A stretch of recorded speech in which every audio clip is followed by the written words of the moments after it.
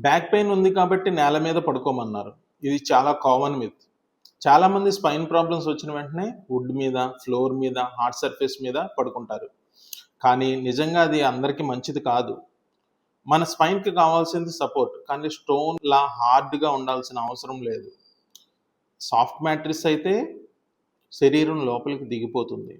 Hard surface అయితే hips, shoulders, back మీద pressure పడుతుంది. అయితే బెస్ట్ మ్యాట్రిస్ ఏంటి అంటే మీడియం ఫర్మ్ మ్యాట్రిస్. సపోర్టు ఉండాలి, కంఫర్టు ఉండాలి.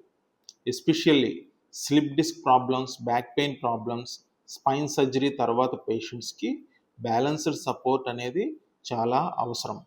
సో నేల మీద పడుకోవడం వల్ల మీ బ్యాక్ పెయిన్ తగ్గిపోతుంది అనుకోవడం సరైనది కాదు.